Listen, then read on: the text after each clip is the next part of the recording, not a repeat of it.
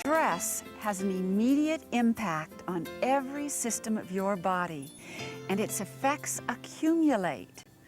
When you are stressed, you can lose up to 80% of the blood in your forebrain.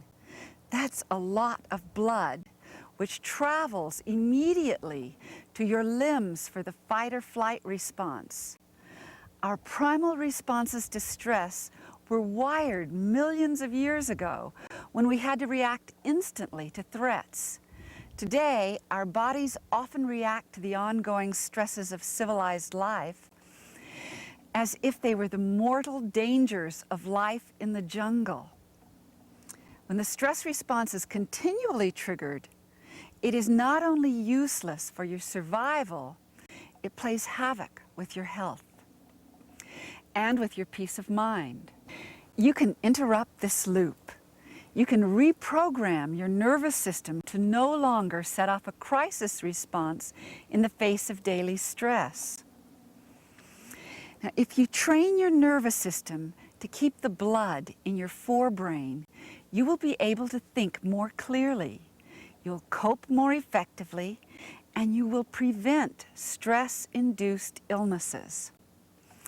Above your eyes, on your forehead here, are two of the most important points I can show you.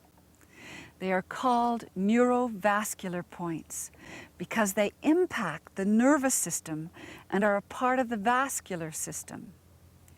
They affect the flow of your blood. Holding these points literally brings your blood back to your forebrain when you are stressed, and it begins to retrain your body so simple stresses do not activate the costly fight or flight response. May I have somebody else who's never been up here?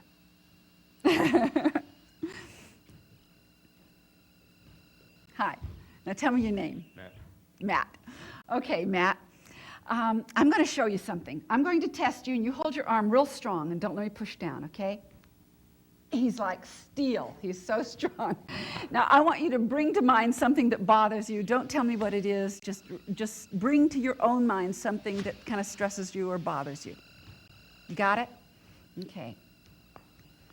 Oops, I broke his arm.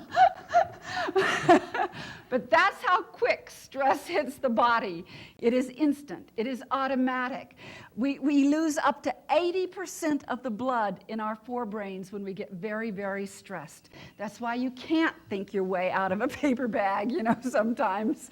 It's like you don't have all your blood there. You don't have all your marbles there, okay? Now, what I want you to do is you stand right in front of me. I'm going to hold these points right here. They're right up above the eyes on the forehead. And I want you to think of your stress. Don't try to lift yourself up out of it. Don't try to think positive. Just think of your stress. And it's one of the things that I love about this particular technique is it's very hard to think positive when you're stressed out. It's very hard if you're really in the pits about something. But if you've got a friend who'll come along and hold these points for you, or you hold your own, eventually you will lift out by simply bringing the blood back into your forebrain. And normally what you do is you wait until you really feel a pulse beating in the forehead. And that means that the blood is back into the forehead and pulsing together. Now I can feel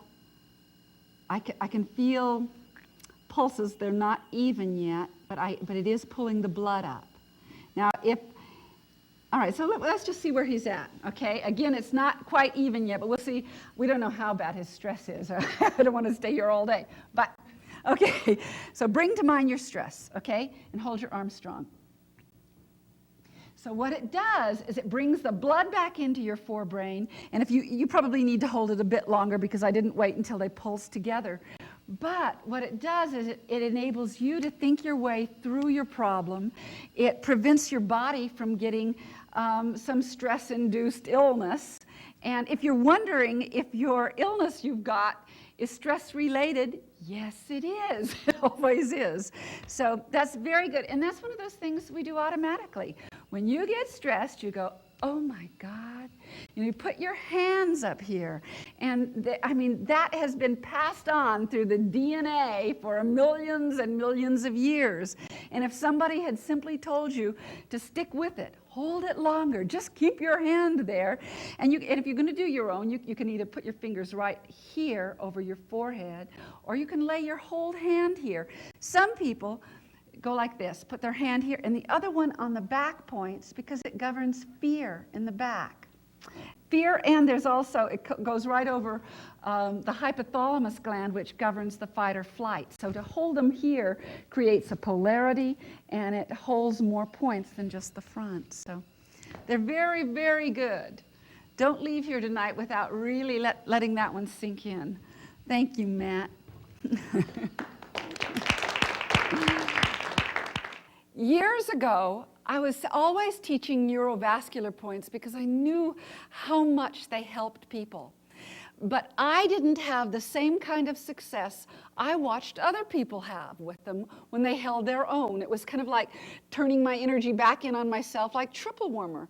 I didn't experience anybody having as much difficulty as I did. I couldn't get my blood back up. I'd hold it and hold it and hold it. Nothing happened. And one day, something instinctual happened. And this is why I'd like to say, if you find you do something a little bit different, if you find that instinctually your hands or your beingness wants to do it a little different, pay attention. Because I was really stressed out, and without thinking, I automatically crossed my hands up here. And whoa, the blood began to come up. And I realized that when I get very stressed, my energies aren't crossing over anymore. And I simply couldn't bring them up. It was too much of like a homolateral energy of straight up and down. But when I crossed my fingers, it works. So try different ways and you'll find the way that really works for you. When your emergency response system is in overdrive, your entire body is taxed. So is your sense of well-being. And in our high-paced, overstressed lives, most of us are in overdrive a good deal of the time.